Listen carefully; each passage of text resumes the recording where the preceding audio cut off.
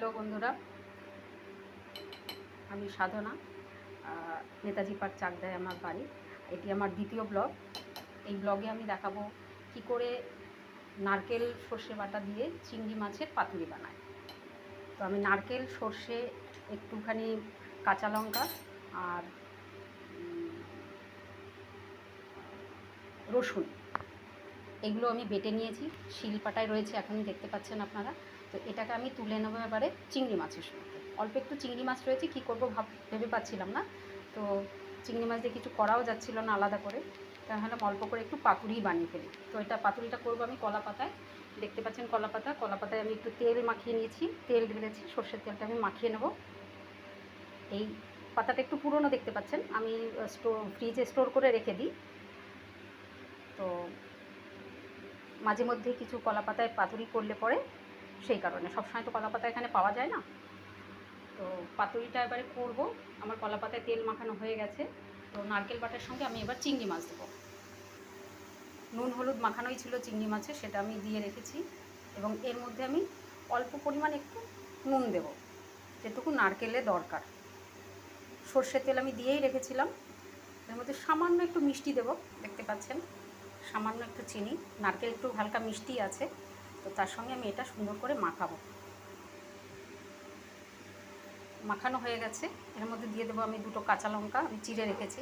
কাঁচা লঙ্কা দুটো সুন্দর করে এর মধ্যে মাখিয়ে দেবো। একটু ঝাল ঝাল, হালকা মিষ্টি মিষ্টি, সুন্দর গন্ধ বেরিয়েছে। সর্ষে, নারকেল, চিংড়ি, রসুন একসঙ্গে বাটলে পরে, একসঙ্গে মাখালে দেখবেন সুন্দর একটা ফ্লেভার আসে। সর্ষের তেল দিয়ে, নুন দিয়ে, মিষ্টি দিয়ে মাখিয়ে নিয়েছি।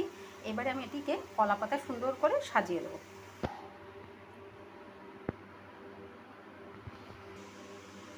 সুন্দর করে পাতায় বসিয়ে দিয়েছি আমি। এটাকে দুরকমভাবে করা যায়, আলাদা আলাদা করে, যেমন ইলিশ মাছের পাতুরি করে সেরকমও করা যায়। আবার এরকম একসঙ্গে পাতায় দিয়ে এটাকে একটা দিক হয়ে গেলে উল্টো দিক উল্টে আবার আরেকটা পাতা দিয়ে উল্টে দিলেই সেটাও পাতুরি হয়, একই রকম।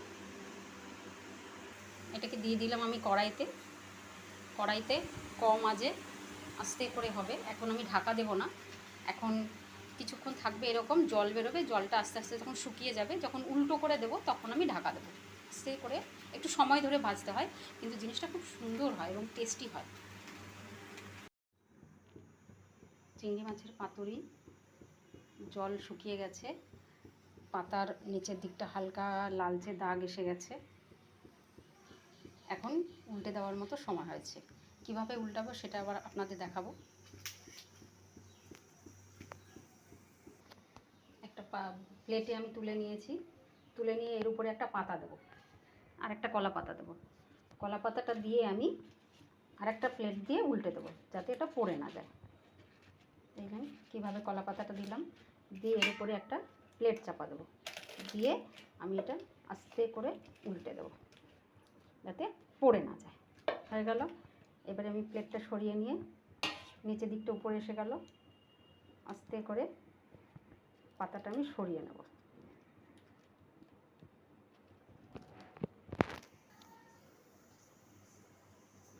সুন্দর করে লাল ভাজা হয়েছে, সেদ্ধ হয়েই গেছে। জাস্ট উল্টো দিকটা দিয়ে আমি 5 মিনিটের মতো চাপা দিয়ে রেখে দিলে আমার হয়ে যাবে। আবার কড়াইতে দিয়ে দেবো। এবারে